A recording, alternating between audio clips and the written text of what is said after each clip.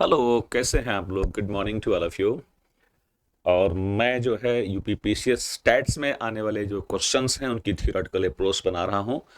और आज ये क्लास आपकी जो है, जो चूंकि सारे टीचर्स क्लास ले रहे हैं, कुछ लोग सुबह आ जाते हैं, तो हम लोग क्लास लेकर के वीडियोस डाल रहे हैं। आज से ये वीडियोस प्राइवेट हो जाएंगी और मैं आज रात 9 बजे से यूपीपीसीएस में आने वाले जो मैथ्स के पोर्शन हैं, रीजनिंग के पोर्शन हैं और आपके जो है interpersonal skill and decision making के जो पोर्शंस हैं, हिंदी में अंतर्वैयक्तिक कौशल और संचार तथा जो निर्णय क्षमता होती है उसके बारे में बात करेंगे। ठीक है, वो एक completely online regular PYQ batch होगा। रेगुलर नहीं, that will be alternate days, that means Monday, Wednesday and Friday को होगा। क्यों?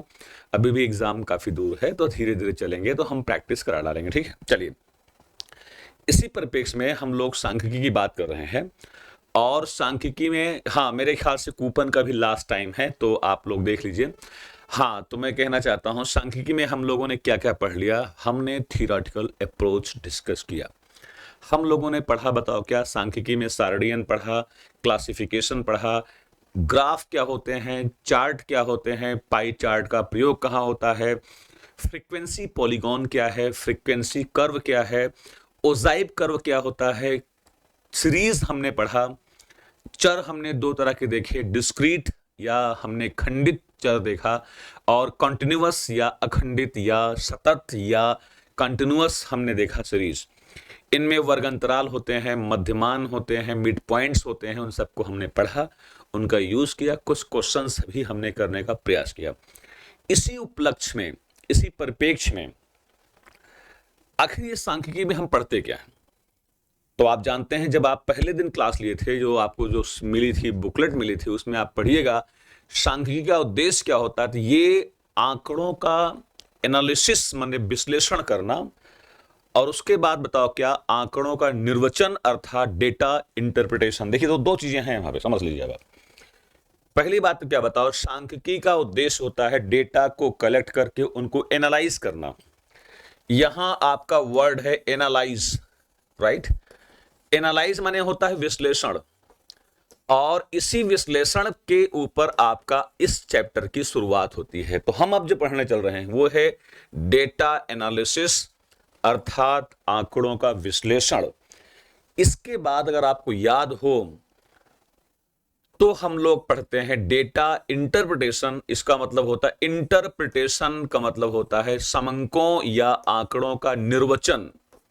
अब यहां से डेटा इंटरप्रिटेशन, पहले आप डेटा को एनालाइज कर लेंगे, उसके बाद क्या बताओ डेटा इंटरप्रिटेशन करते हैं। आज जो पढ़ने वाले हो वो ये है, ये जो डेटा एनालिसिस होती है, ये आज सांख्यिकी का फोर्थ पार्ट है।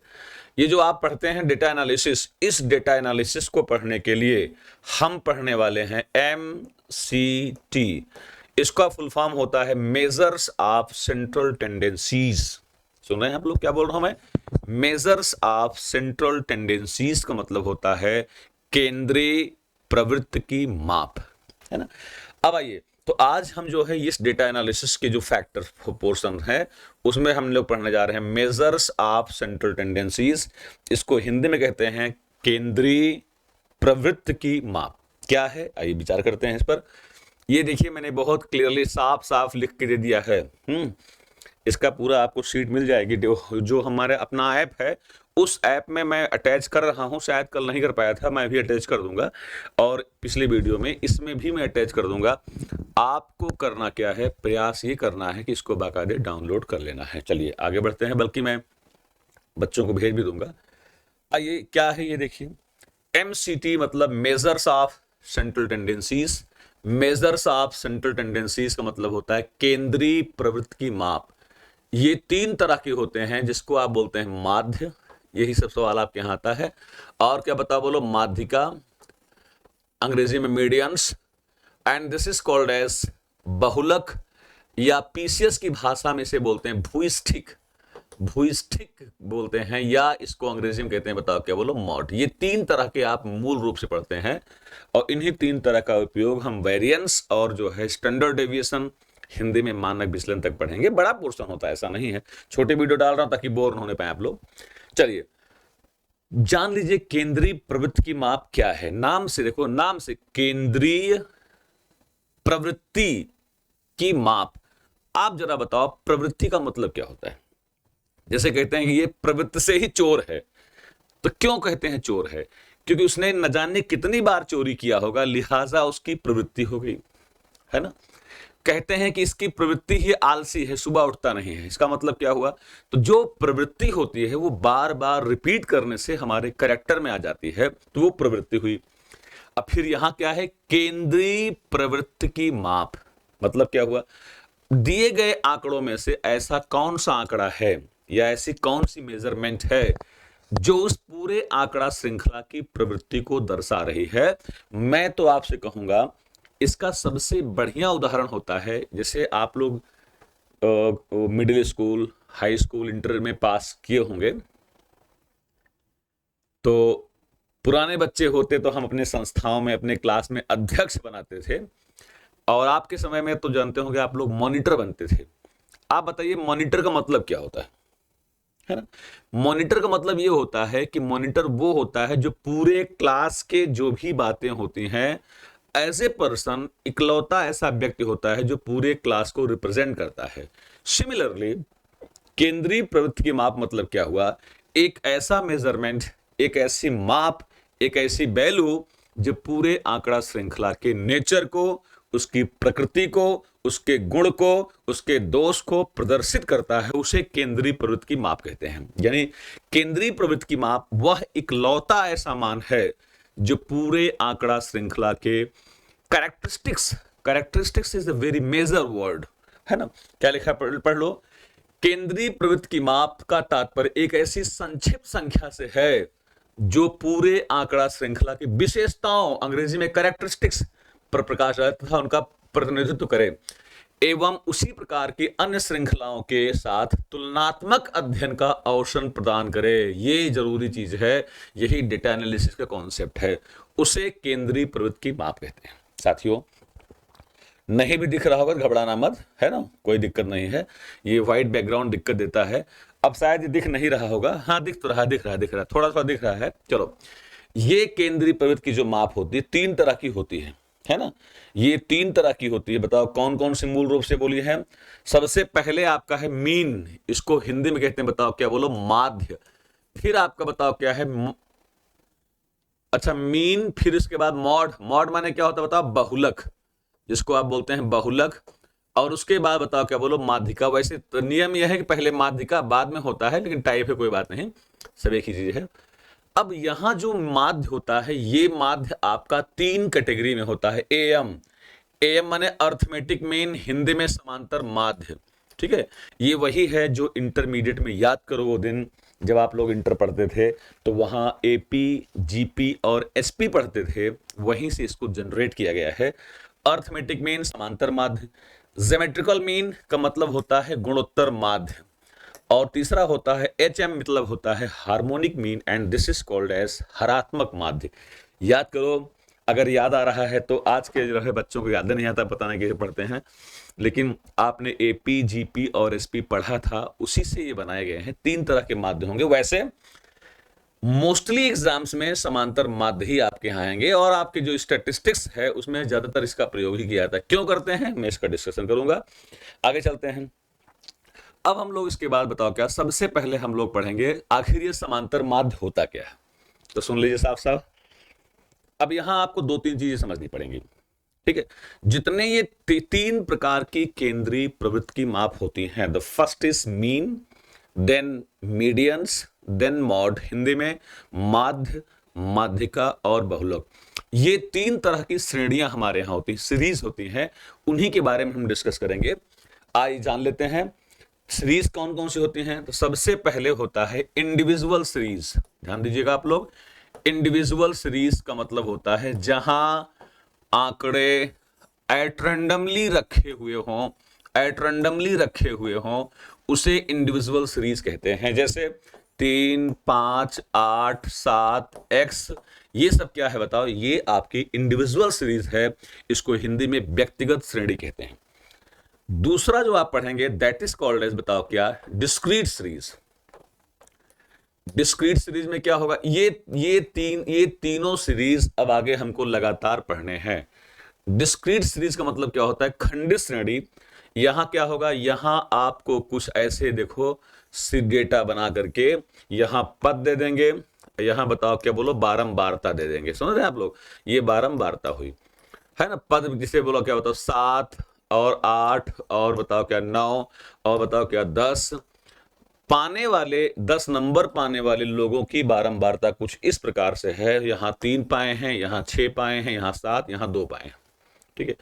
अब ऐसे जो क्वेश्चंस आएंगे, इसमें पद को आमतौर पे हम लोग एक्स से, अब बारंबारता को आमतौर पे हम लोग स्मॉल एफ से, एफ और फ्रीक्वेंसी, फ्रीक्वेंसी माने आवृत्ति या बारंबारता होती है। बारंबारता का मतलब क्या होता है, ये डेटा 7 नंबर पाने वाले लोगों की बारंबारता अर्थात फ्रीक्वेंसी अर्थात आवृत्ति कितना बताओ, 3 लोग हैं, अर्थात 3 लोग ऐसे रिपीट हैं जो 7 नंबर पाए हुए हैं। ठीक है, फिर सुन लीजिए, ये क्या है, पद को बोलते हैं, इसको ऑब्जर्वेशन या प्रेक्षण बोलते हैं या पद बोलते हैं। यहां पद होगा या यहां प्रेक्षण होगा, यहां कुछ भी हो सकता है, अंक हो सकता है, बारंबारता लिखा नहीं जाएगा, हो सकता है पाने वालों की संख्या बोला जाए। तो मेरे कहने का मतलब क्या है, ये पद है, ये बारंबारता है। अब पद और बारंबारता को गुणा करने के बाद, सुन रहे हैं आप लोग, सुनिएगा ध्यान से। अब देखो, जैसे इसके बाद देखो, ये आपकी जो बनाई गई है, ये क्या है, ये जो फॉर्मूला है, ये सिंपल मेथड, ये आपका एक्स बार निकालने का है। एक चीज और ध्यान रखें, यहां समांतर माध्य को हम एक्स बार से रिप्रेजेंट करेंगे। किससे करेंगे बताइए, बोलो, एक्स बार से रिप्रेजेंट करेंगे। बहुत डिटेल तो मैं नहीं जाऊंगा इसमें, वरना समांतर माध्य के गुण होते हैं, इसके दोष होते हैं, कहाँ इसका प्रयोग होता है कहाँ नहीं होता है। यूपीपीसीएस के मेंस में भी इसके सवाल थे, 15 के बाद से बदलाव हो गया है, नहीं तो पहले बिना सांख्यिकी के एसडीएम की पोस्ट मिलती ही नहीं थी, है ना। चलिए, तो ये मैं कहूंगा तीसरा सीरीज जो आप पढ़ने जाते हैं बच्चों, दैट इज कॉल्ड एज, बताओ क्या उसे बोलते हैं, कंटिन्यूअस सीरीज। यही 3 तरह की सीरीज आपको जो है कंटिन्यूअस सीरीज, इसको हिंदी में बोलते हैं, बताओ क्या, सतत श्रेणी। क्या बोलेंगे, सतत श्रेणी। यही 3 श्रेणी बच्चे पढ़ते हैं। यहां क्या होगा, यहां पद कुछ इस तरह से देंगे, पद, और ये बताओ क्या है, बारंबारता। यहां दे दिया 0 से 10 पाने वाले 5 लोग हैं, 10 से 20 पाने वाले 6 लोग हैं, 20 से 30 पाने वाले 3 लोग हैं। अब यार देखो, मैंने क्या कहा था, कंटिन्यूअस सीरीज में जहां पहली श्रेणी का अंत होता है वहीं से दूसरी की शुरुआत होती है, ये इसीलिए इसको कंटिन्यूअस या सतत शब्द से नवाजा जाता है। आगे बढ़ते हैं। अब इसमें करना क्या होता है, यहां बारंबारता एफ तो मिल गया, बोलो हाँ। यहां पद कैसे निकालते हैं, तो आपको मैंने कहा था इसका हमेशा मध्यमान मिड पॉइंट निकाल लीजिए और यहां लिख दीजिए 0 और 10 का मिड पॉइंट होता है 5, 10 का और 20 का मिड पॉइंट होता है कितना बताओ, 15, 20 और 30 का मिड पॉइंट होता है 25। Now this is like x and this is like f। f को और x को मल्टीप्लाई कर दो, है ना, इसी को बोलते हैं। एक और बात, तो मैं बताओ क्या सिखाया, चाहे जो केंद्रीय प्रवृत्त की माप हो, चाहे माध्य हो, चाहे माध्यिका हो, चाहे बहुलक हो, वो तीनों 3 तरह की श्रेणी के लिए आएंगे। The first is called as individual series, व्यक्तिगत श्रेणी। Second is called as discrete series and third is called as continuous series. इन्हीं 3 श्रेणियों को बताएंगे। मैंने बता दिया ये क्या है, डिस्क्रीट सीरीज है, ये क्या बताओ, कंटिन्यूअस सीरीज है, और ये सिंपल मेथड बताओ। अब मैं आता हूं सिस्टम पर, देखो क्या है, कोई भी इंडिविजुअल सीरीज रहे, है ना, कोई भी व्यक्तिगत श्रेणी रहे, किसी भी व्यक्तिगत श्रेणी का जो समांतर माध्य होता है, समांतर माध्य x bar is equals to sigma x upon n होता है। समझ गए आप लोग, क्या होता है बताओ, सिग्मा x अपान n होता है। ये कुछ नया नहीं है, ये कुछ नया नहीं है, ये वही है जो एक जमाने में आपने पढ़ा था, एवरेज इज इक्वल्स टू बताओ क्या, बताओ क्या, टोटल अपान कितना बताओ, नंबर। इसका मतलब जितने आंकड़े दिए गए हों उन सारे आंकड़ों को जोड़ डालिए और जितने आंकड़े आए हैं उनसे भाग कर दीजिए। इसी को औसत बोलते थे। तो देखा जाए तो हमारी मूलभूत भाषा में या सिंपल लैंग्वेज में arithmetic mean represents like average we have already studied, है ना। अब आइए यहां देखते हैं। चलो ये तो हो गया, बताओ क्या। हाँ, एक चीज ध्यान रखना जो पॉइंट की बात है, समांतर माध्य जो आपका होता है इसमें एक खराबी क्या होती है, ये एक्सट्रीम टर्म जो होता है, मतलब क्या हुआ, ये एक्सट्रीम टर्म से बहुत ज्यादा प्रभावित होता है, यही इसका दोष होता है। एक्सट्रीम टर्म क्या है, जो सबसे बड़ा पद होता है इसका प्रभाव समांतर माध्य पे बहुत ज्यादा होता है, लिहाजा कभी कभी ये वास्तव में केंद्रीय प्रवृत्ति की माप नहीं दे पाता। जैसे देखो मैंने कहा 2, 3, 5, 6 और 35, है ना। ये मैंने 6 डेटा लिया, 3, 2, 5, हाँ 5 डेटा लिया। इस 5 डेटा का मैंने कहा समांतर माध्य निकालो, तो आप कहेंगे सर समांतर माध्य का फॉर्मूला होता है सबको जोड़ डालिए, अर्थात 2 + 3 + 5 + 6 + 35 डिवाइड बाई कितना बताइए, डिवाइड बाई 1 2 3 4 5, डिवाइड बाई कितना बताओ 5। अब आप बताइए अगर मैं जोड़ूंगा तो 35 5 40, 6 46, 3 49, 2 51, है ना। अब बताइए ये आपका 51 अपान कितना बताओ 5 हुआ, सही है। अब आप बताइए 51 अपान 5 में अगर मैं 5 से डिवाइड करूंगा तो कहीं ना कहीं ये 10 पॉइंट समथिंग आएगा, 10.2 आएगा। आप बताइए यहां आपके हिसाब से जो समांतर माध्य आया वो क्या है बताओ, इन सब का जो समांतर माध्य x बार आया वो कितना बताओ, 10.5 आया। अब तुम लोग ये बताओ मूल रूप से जो कॉन्सेप्ट हो क्या है, केंद्रीय प्रवृत्ति की माप क्या होती है। तो केंद्रीय प्रवृत्ति की माप वह मान होता है जो आंकड़ा श्रृंखला के मॉनिटर की तरह, ग्राम प्रधान की तरह, है ना, ग्राम प्रधान की तरह क्या बताओ पूरे सीरीज के नेचर को रिप्रेजेंट करता है। आप बताइए यहां 2 3 5 6 आपका समांतर माध्य कहीं न कहीं शिफ्ट यहां हो रहा है, जबकि केंद्रीय प्रवृत्ति की माप क्या होती है, कुछ ऐसी होनी चाहिए जैसे अगर ये 5 मान हैं तो कुछ अच्छा तब लगता जब ये 2 इधर होते और 2 इधर होते, हमारा सेंट्रल टेंडेंसीज लगभग कहां बताओ बीच में होता, तो ये एक अच्छा मान माना जाता है about representing the central tendencies. लेकिन समांतर माध्य का सबसे बड़ा दोष ये है, देख लो ये जो सबसे बड़ा मान 35 था, जब हमने इसको कैलकुलेट किया तो ये सबसे ज्यादा नजदीक 35 के है, इनसे सबसे दूर हो गया। दैट द पॉइंट इज समांतर माध्य या एवरेज या arithmetic mean is highly affected by the concept of extreme term, right. ये समांतर माध्य का दोष होता है। दूसरा समझ लीजिए क्या है, दूसरा प्रॉब्लम क्या है, एक बहुत जरूरी बात जानना है कि समांतर माध्य जो होता है, ध्यान सुनिएगा आप लोग, आपके काम की चीज है ये, जो समांतर माध्य होता है, समांतर माध्य में एक खास बात क्या होती है, इसमें जितने पदों का मान निकाल रहे हैं, है ना, उनमें जो भी एल्जेब्राइक चेंजेस करेंगे, what is the meaning of algebraic changes, जो भी जोड़ेंगे घटाएंगे गुणा करेंगे भाग करेंगे, the same effect will be there on arithmetic mean. मतलब क्या हुआ, जैसे अगर कहूँ क्या 3 को 5 को 8 को, है ना, और बताओ भाई 8 3 11 और 11 5 कितना बता 16 और 16 7 21, 16 8 ले लो यहाँ फिर से, नहीं 8 मजा नहीं आएगा, 16 ले ली 12, 16 12 28, हमने 12 ले लिया, ठीक है। अब जरा बताइए मुझको आप 3 5 8 12 8 20 5 25 28, इसका आप बताइए इसका समांतर माध्य क्या होगा। तो आप बहुत आराम से कहेंगे सर इसका समांतर माध्य होगा 3 धन 5 धन 8 धन 12 डिवाइड बाई कितना बताओ 4 एंड 12 8 20 5 25 28, दिस इज 28/4।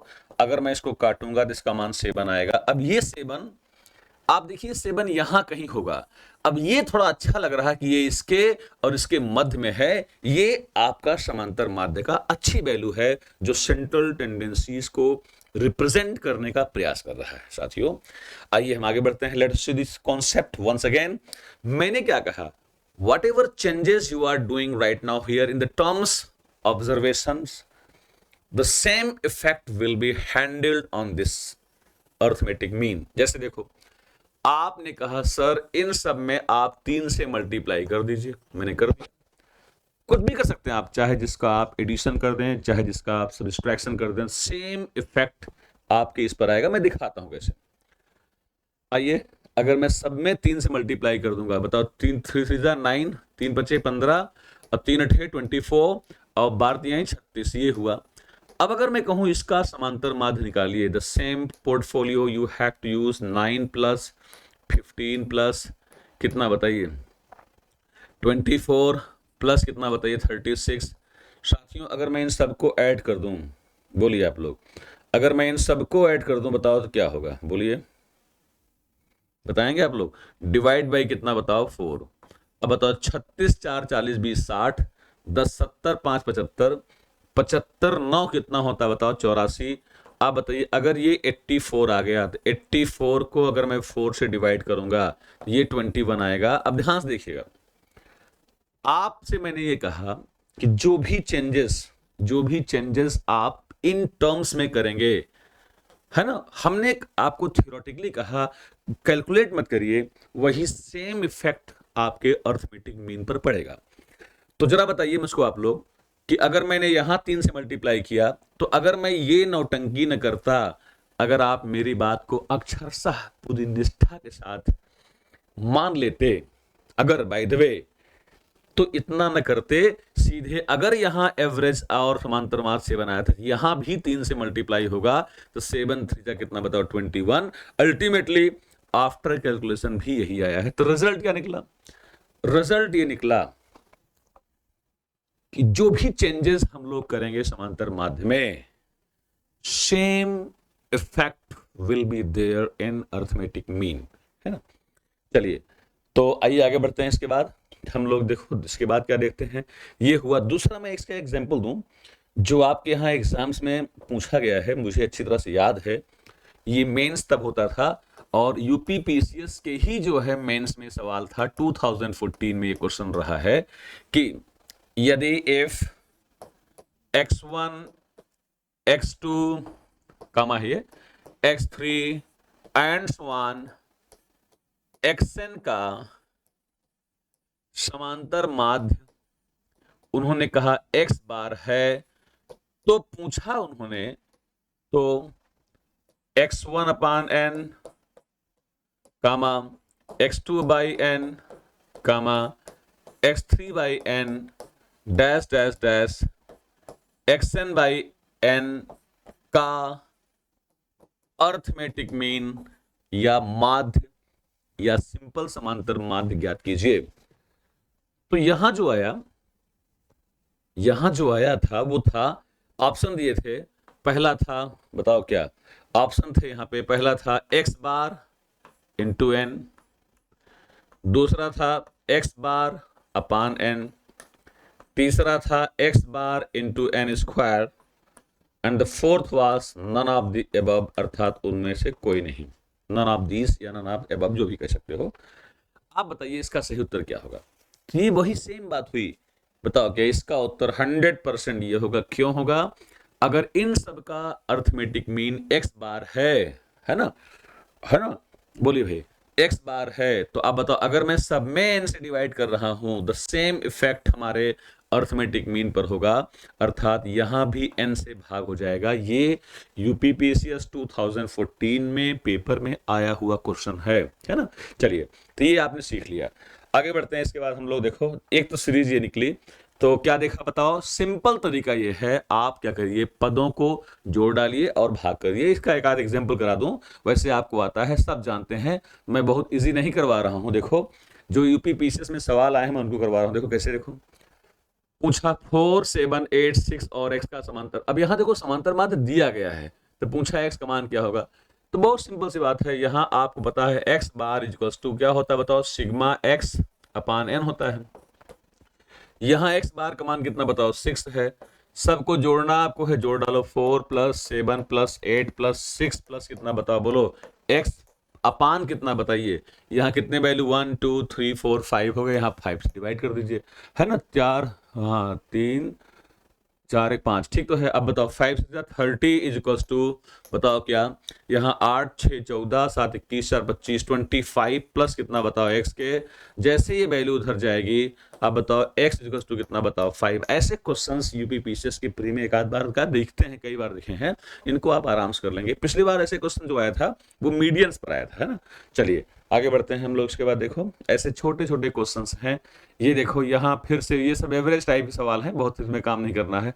अब देखो एक नाभिक को एक दिया, ये सब बहुत छोटे सवाल हैं, सब जैसे एग्जाम्स में ओरिएंटेड है। अब ये थोड़ा सा देखो डिफरेंट है, इसे मैं करा देता हूँ। देखो क्या पूछा गया, देखो यहाँ यदि 1 2 3 4 5 6 और 7 का समांतर माध्य कितना, बताओ 15 है। तो पूछा x का मान ज्ञात कीजिए। सेम फंडा वही है, बताओ क्या, समांतर माध्य का मान बताओ, दिया गया कितना 15 इज इक्वल्स टू, जोड़ डालिए 27, देखो 27 plus 23 plus x minus 4 plus x plus 4 plus 15 plus 3 plus 7, इतना लंबा लिखने की जरूरत नहीं है। अपान कितना, बताओ कितना काउंट किए थे हम लोग, देखो 1 2 3 4 5 6 और 7 से भाग किया। पहली बात -4 प्लस 4 कट गया। अब बताओ क्या हुआ, 7 3 10 15 25 हो गया, 25 यहाँ है और 27 3 50 यहाँ 75 हो गया। दिस इज 75 प्लस कितना, बताओ 2x इक्वल्स टू, ये उधर जाएगा तो 105 हो गया। प्यारे बच्चों ये इधर आएगा तो 75 निकला 105 से, तो यहाँ हुआ बताओ क्या 2x इक्वल्स टू कितना, बताओ 30 के, तो यहाँ से x इक्वल्स टू कितना, बताओ 15। ऐसे क्वेश्चंस भी आपके यूपीपीसीएस के प्रीलिम्स एग्जामिनेशन में पूछे जाते हैं, ठीक है। चलिए आगे बढ़ते हैं थोड़ा से हम लोग, आइए आगे बढ़ते हैं। इसी तरह से क्वेश्चंस कुछ हैं, इनको छोड़िए। अब हम देखो इसके बाद देखते हैं, बताओ क्या, इसके बाद क्या देखा, बताओ हमने देखा खंडित श्रेणी, डिस्क्रीट सीरीज। सेम वही portfolio, x bar equals to, बताओ क्या, सिग्मा fx अपान n। यहां n क्या है, तो जो फ्रीक्वेंसी वाला टर्म है उसको पूरा जोड़ डालो, तो जो सिग्मा आपका f है वही बताओ क्या, बोलो n है। सिग्मा fx क्या है, तो पदों को और उनकी बारंबारताओं को आपस में गुणा करके जोड़ दो। आप जानते हैं sigma is the representation of इसका, बताओ सम।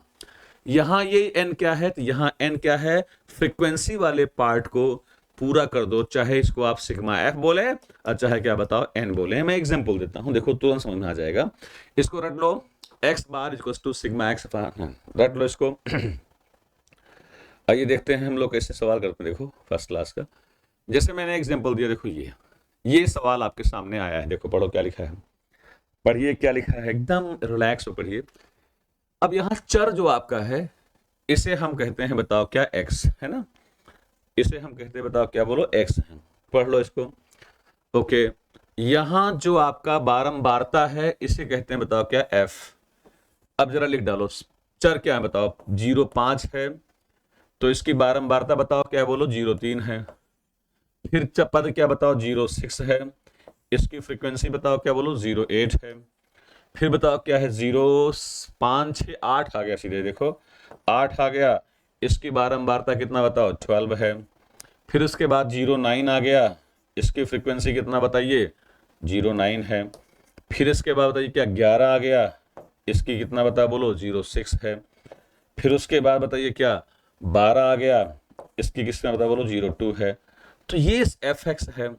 अब यहां मैंने कहा था आपको fx निकालना है, fx क्या है, तो इसको गुणा कर दो, 5 3 15, ये 15 आ गया, 8 छंग 48, ये आपका 48 आ गया, 12 8 96, ये 96 आ गया, 9 9 81, ये 81 आ गया, 11 6 66, ये 66 आ गया, 12 2 24 आ गया। अब तुम्हें करना क्या है, देखो ये एक डिस्क्रीट सीरीज थी।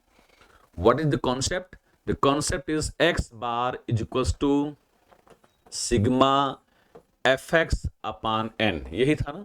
तो तुम्हें करना क्या है, यहां नीचे एक लाइन और आएगी, उस लाइन में आप सिग्मा fx अर्थात सबको जोड़ डालो, और जोड़ते हैं 6 4 10 11 6 17 8 25 5 30 की 0 हासिल लागे 3, हाँ 3 2 5 6 11 और 11 8 19 9 28 28 4 32 1 33, ये हुआ 330। यहाँ सिग्मा f ही हमारा कैपिटल N है, अर्थात जितनी बारंबारता है इनको जोड़ डालिए। जोड़ो भाई, देखो क्या, 6 2 8 9 17 और 17 8 25 3 28 2 30 10 40, ये आपका 40 आया, बोलो हाँ। अब आप बताइए मुझको समांतर माध्य निकालने का फंडा, x bar equals to this is sigma F X upon N. अब बताओ सिग्मा एफ एक्स कितना, बताओ दिस इज 330 डिवाइड बाई कितना बताओ 40, जीरो से जीरो काट दिया, 4 से बन जाए 28, 4 से 28 है ना, 28 नहीं भाई 4 अठे 32 बार ले जाओ, 4 अठे 32, 1 33, 8 पॉइंट लगाया, 4 दूनी 8, 2 10, 8.25 जो आपका आ रहा है, सी इज द करेक्ट आंसर। इस तरीके से आप क्या करेंगे, अर्थमेटिक मीन समांतर माध्य निकालेंगे। जल्दी से बताओ महारथियों, what is the formula of समांतर माध्य। अब एक बात बताइए आप लोग यार ना, मैं देखता हूँ, बात बताइए मुझको आप लोग, मैं आपसे बार बार देख रहा हूं कि आप सांख्यिकी पढ़ रहे हैं, है ना, स्टैट्स पढ़ रहे हैं, इसके बावजूद देख रहा हूं कि मैं स्टूडेंट्स में एक सिंगल बार इतने मतलब लोड है या अपलोड है या ओवरलोड है कि एक बार भी नहीं लिखते हाँ सर समझ में आया नहीं आया, देखे नहीं देखे। बस मुझे तो बस यही लगता है ये विरक्त तो हो गए हैं संसार से, इनके लिए कोई मतलब नहीं रह गया है, संसार एक माया है, जिंदगी एक जंग है, जिंदगी एक जुआ है, कोई मतलब नहीं है, चाहे इनसे पूछो चाहे न पूछो, आए तो ना आए तो। इतने बढ़िया स्टूडेंट हैं, ये कुछ नहीं करते हैं, कोई मतलब इनसे नहीं है। ये गलत है, ये बिल्कुल गलत है। आप रिएक्ट कीजिए, अच्छा लगे तो बताइए, कुछ समस्या हो बताइए, उस पर काम करें, नहीं तो मैं तो मानूंगा कि आपको संपूर्ण और समग्र ज्ञान प्राप्त हो गया है, मुक्त हो गए हैं, है ना। ये अच्छी बात नहीं है, ठीक है, स्टूडेंट के लिए। एनीवेज ये हो गया, आगे बढ़ते हैं। इसके बाद देखिए क्या है, ये तो आपका बताओ क्या, ये आपका समांतर माध्य का तरीका हो गया। इसी तरह से क्वेश्चंस हैं, आप देखो इसमें कभी कभी करते क्या है, एक सवाल जो यूपी पीसीएस में अक्सर आता है, वही जो पहले हुआ था, यहां आपको समांतर माध्य निकालना नहीं है। देखो यहां आपको अर्थमेटिक मीन दे दिया गया है, अगर ये दे दिया गया है तो यहां देखो एक पद गायब कर दिया गया है। अब इसका मान निकालना है, जैसे पिछले क्वेश्चन में था वैसे इसको करना है। आप आराम से करिए, चिंता मत करिए।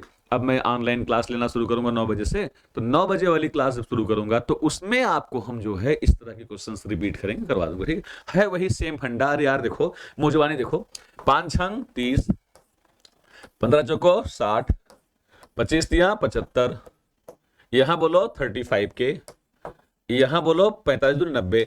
अब इनको जोड़ेंगे जब आप लोग, इनको जोड़िए, उसके बाद भाग करिए, थोड़ा सा वही करना पड़ेगा। तो इतनी जल्दी मैथ्स पढ़ रहे हैं आप लोग, हवा नहीं है, ठीक है। तो चलिए आगे बढ़ते हैं। इसके बाद हम लोग क्या देखो, इसके तुरंत बाद समांतर माध्य निकालने में देखो ये आपका वही है, सब सेम वही है। आइए हम लोग अगला पढ़ते हैं, बताओ क्या, दिस इज कॉन्टिन्यूअस सीरीज। क्या लिखा है पढ़ लीजिए, कंटिन्यूअस सीरीज में भी समांतर माध्य निकालने का वही फार्मूला होता है जो डिस्क्रीट सीरीज में होता है, अर्थात x बार इक्वल्स टू, प्यारे बच्चों, this is sigma F X upon N. वही मुद्दा यहां x क्या है, क्या कहा था, 0 और 10, 10 और 20, जो इस वर्ग अंतराल का मिडिल पॉइंट है, मिड पॉइंट है, मध्य बिंदु है, that will consider as x। बस इतनी सी बात है, बाकी सब कुछ वही सही बात है। आइए करते कैसे, देखो इसका भी एग्जांपल देख लो एक फट से। ये आपके सामने एक सवाल है ना। अब पूछा गया कि बताइए इसका जो है ये वर्ग अंतराल दिया गया है ना। अगर ये वर्ग अंतराल दिया गया है तो मैंने क्या कहा था, आप पहले इसको लिख दीजिए, ये है आपका बताओ क्या, बोलो वर्ग अंतराल, ठीक है कोई बात नहीं है। देखो इधर गौर से, ये वर्ग अंतराल बताओ क्या है, बताओ 0 से 10, और बोलो क्या है 10, बहुत लंबा है, 10 से 20 कोई बात नहीं, देखते हैं। फिर उसके बाद बताओ क्या है 20 से 30, उसके बाद बताओ क्या है 30 से 40, उसके बाद बताओ क्या है, बोलो 40 से 50, उसके बाद बताओ क्या है, छोड़ो। अब ये वर्ग अंतराल है, इसके बाद फ्रीक्वेंसी दिया गया, बताओ क्या फ्रीक्वेंसी दिया गया है, बताओ क्या यहां दिया है, बताओ क्या 4 है, फिर क्या बताओ बोलो 13 है, फिर बोलो क्या बताओ यहाँ 18 है, फिर 9 है, और फिर कितना बताओ 6। सबसे पहले आप क्या करिए, सबसे पहले बताओ क्या करेंगे आप लोग, सबसे पहले मैंने क्या कहा था, यहाँ स्पेस दिया मैंने, सबसे पहले सिग्मा एफ को ही हम एन कहते हैं, यहाँ एन क्या आएगा, तो देखो इधर गौर से, 18 9 27, देखो 27 3 30 10 40, 4 44 6 50, ये सिग्मा इसका n f n 50 आया। अब वर्ग अंतराल में जो x आएगा वो क्या होगा बताओ, इसका मिड पॉइंट होगा। अब बताओ 0 10 का मिड पॉइंट 5। अब ये सीरियल से है तो आप पकड़ लो, ये 5, ये कितना बताओ 15, ये बोलो कितना बताओ 25, है ना, ये कितना बताओ बोलो 35, ये कितना बताओ बोलो 45, सही है। अब यार इसको आओ हम करते क्या है, यहां आपका fx आएगा, fx मतलब दोनों गुणा कर दीजिए। चलो बताओ गुणा करो, 4 5 20, ये 20 हुआ, 15 13 में, तो देखो 15 10 में 150, 15 यहाँ 45, 150 कितना बताओ 195, ये 195 हो गया। फिर 25 का 18 से है, 25 10 में 250 और 25 8 200, अर्थात कितना बताओ 400, कितना बताओ 50, है ना। अब इसके बाद 35 नवैया है तो 9 बचे 45 की 5 हासिल 4, 9 तो 27 4 31 315 आ गया। फिर क्या बताओ 45 दूनी 90, 9 तो 27 अर्थात 6 पंचे 30, 0 हासिल 3, 27 270, ये आपका सिग्मा fx निकाल लीजिए। क्या होता है सिग्मा fx, तो जितने fx आप आए हैं इनको आप ऐड कर डालिए, जोड़िए कितना 0 5 5 5 5 10 के 0 हासिल लगे 1, 1 7 8 1 9 5 14 9, 23 2 25 की 5 हासिल लगे 2, 2 2 4 3 7 4 11 1 12, थोड़ा देखते रहना गलती न हो, 1250 इसका आया। साथियों अब जरा बताइए मुझको आप लोग कि अगर मैं पूछूं x बार का फार्मूला क्या होगा, तो वही सेम फार्मूला बताओ क्या, सिग्मा fx अपान कितना बताओ n।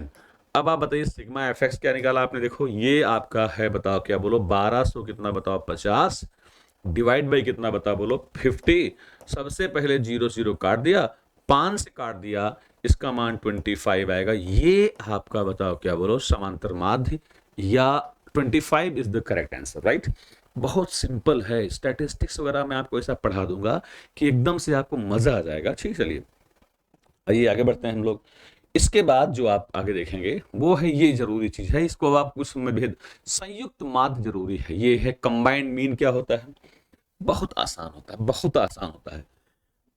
अगर अलग अलग समूहों के समांतर माध्य x1 बार और x2 बार हैं एवं उनमें पदों की संख्या n1 तथा n2 हो, तो क्या फार्मूला होता है बताओ, संयुक्त माध्य निकालने का फंडा x बार इक्वल्स टू माध्य को संख्या से मल्टीप्लाई, माध्य को संख्या से नीचे सभी का योग। सामान्य रूप से क्या होता है, जितने माध्य जितनी संख्याएं सबको गुणा करके जोड़ डालो और संख्याओं जोड़ दो, यही आपका कंबाइंड मीन या संयुक्त समांतर माध्य होता है। एक बार केवल पीसेस में आया था बस केवल, लेकिन आया है। चलो क्या होता है देख लो, इससे एग्जाम्पल दे दूं मैं आपको। जैसे मैंने एक सिंपल से एग्जाम्पल दिया, देखो ये है कक्षा 3 में 3 वर्ग हैं ABC में विद्यार्थियों की संख्या 25 70 और 35 है। तीनों वर्गों में, पढ़ लीजिए क्या लिखा है, तीनों वर्गों में अलग अलग प्राप्त औसत अंकों का योग क्रमशः, इसमें 70%, इसमें परसेंट यहां है जानते हैं 65%, इसमें कितना बता बोलो 50%। पूरी कक्षा, पूरी का मतलब होता है संयुक्त कक्षा, ये अलग अलग वर्ग थे। अभी बताओ मैंने क्या पढ़ाया था, संयुक्त माध्य निकालने का फंडा होता है x1 into n1 plus x2 into n2 plus x3 into n3 अपान कितना बताइए n1 प्लस n2 प्लस कितना बताओ n3। अब बताइए x1 का मान क्या है, तो आप देखेंगे यहां बताओ क्या है 70 है, तो 70 गुणते कितना बताओ, पहले वाले की संख्या कितना बताओ 25 है, प्लस x2 कितना है बताइए, तो x2 तुम्हारा कितना बताओ 65 है, इंटू कितना बताइए बोलिए, इसकी संख्या कितना बताओ 70 है ना। ओके 65 का कितना बताओ 70 है। फिर उसके बाद बताओ क्या बोलिए, यहाँ है बताओ क्या प्लस, यहाँ है 50%, 50 गुणे कितना बताइए 35 है ना। अब ये बताइए मुझको आप लोग कि अगर मैं इसको हल करूं, नीचे कितना बताओ आएगा बोलो, तो नीचे आपका आएगा बताओ क्या 25 है प्लस 70 है और प्लस कितना बता बोलो 35 है ना। ये है कहानी।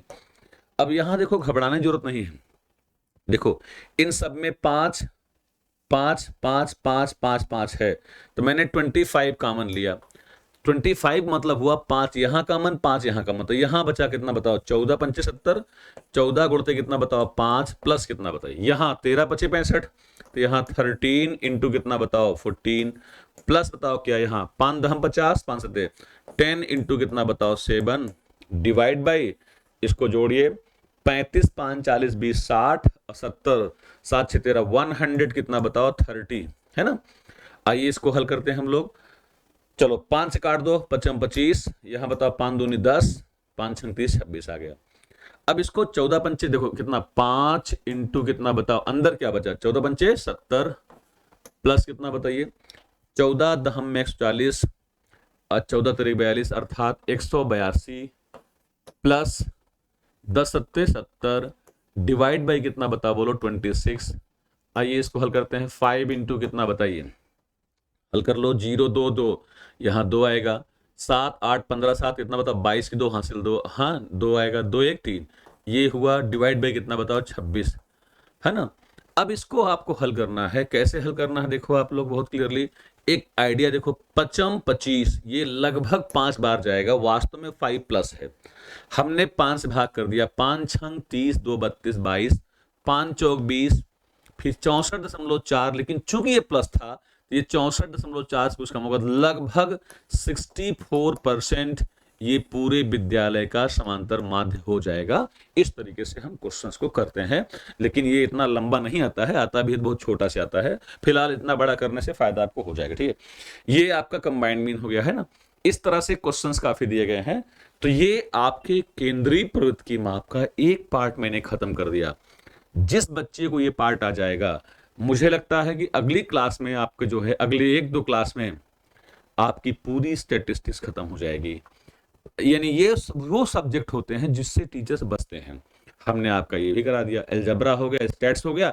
इससे फायदा ये हुआ कि अब हम जो है ऑनलाइन क्लास जो है, फ्री क्लासेस जो आपकी हैं, PYQs की क्लासेस हैं, उसको हम ले सकते हैं और उसको हम शुरू कर देते हैं। आज रात से ही 9 बजे मैं PYQ की क्लास शुरू करने जा रहा हूं। हाँ शुरू करते हैं, आज शुरू कर देंगे, उसके बाद मंडे वेडनेसडे फ्राइडे 3 दिन लिया करेंगे अल्टरनेट में। उन 3 दिनों के अलावा जो बचेगा उसमें हम कुछ और भी प्लान, हमारे पास SI की वैकेंसी आई है, उसके लिए बड़ा लंबा प्लान बन रहा है और उस पर भी ध्यान देना पड़ेगा, मजबूरी है, बहुत से लोग जोड़ भी रहे हैं, तो क्या करें, बच्चे हैं डिमांड कर रहे हैं तो जाना ही पड़ेगा, है ना। और आप लोग कैसे हैं, कम से कम कुछ तो कमेंट बॉक्स में लिखा करिए कि हाँ अच्छे हैं, बुरे हैं, तकलीफ में हैं, जैसे हैं, पढ़ रहे हैं नहीं पढ़ रहे हैं। इससे ये सिद्ध होता है कि आप सिंसियरली नहीं काम कर रहे हैं। एनीवेज, हमारा अपना काम हम कर रहे हैं। Thank you very much, good luck.